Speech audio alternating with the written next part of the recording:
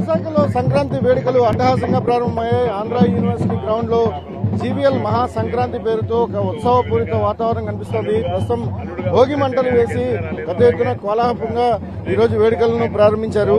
ప్రస్తుతం ఈ నగరానికి సంబంధించినంత వరకు ఇప్పటికే వేలాది మంది నగరం నుంచి ఊళ్ళకి వెళితే నగరం నడిబొడ్డున ఒక గ్రామీణ వాతావరణాన్ని, సాంస్కృతిక నేపథ్యాన్ని సృష్టించి మాజీ ఎంపీ జీవీఎల్ నరసింహారావు ఒక పెద్ద ఎత్తున ఈవెంట్ చేస్తున్నారు. 4 రోజుల పాటు ఈ వేడుకలు అత్యంత వైభవంగా జరగబోతున్నాయి. ఈ వేడుకలకు సంబంధించి ఇప్పటికే వేలాది మంది తరలి వస్తున్న పరిస్థితి ఉంది. 4 రోజులు ఈ వేడుకలు నిర్వహించి ప్రధానంగా సాంస్కృతిక సంప్రదాయాలకు సంబంధించిన జ్ఞాపకాలను, వాటి యొక్క ఆనవాళ్లను మనం మర్చిపోకూడదని ఒక ప్రధానమైన థీమ్తో ఈ ఉత్సవాలను జీవీఎల్ నిర్వహిస్తున్నారు. ప్రస్తుతం మన దగ్గర జీవీఎల్ నరసింహారావు ఉన్నారు. సార్, గడిచిన కొద్ది ఏళ్లుగా మీరు ఈ సంక్రాంతి ఉత్సవాలు చేస్తున్నారు. ఈసారి కూడా చాలా అట్టాసంగా ప్రారంభమవుతాయి. ఏంటి రీజన్ ఏంటి ఇంత పెద్ద ఎత్తున నిర్వహించడానికి?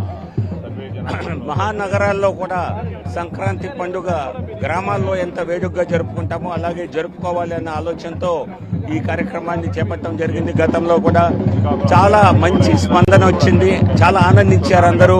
ఎందుకంటే మన సంస్కృతి సంప్రదాయం అన్నది గ్రామాలకే పరిమితం కాకూడదు. అటువంటి సంప్రదాయం మహానగరాల్లో కూడా కొనసాగాలన్న ఉద్దేశంతో చేయటం జరిగింది.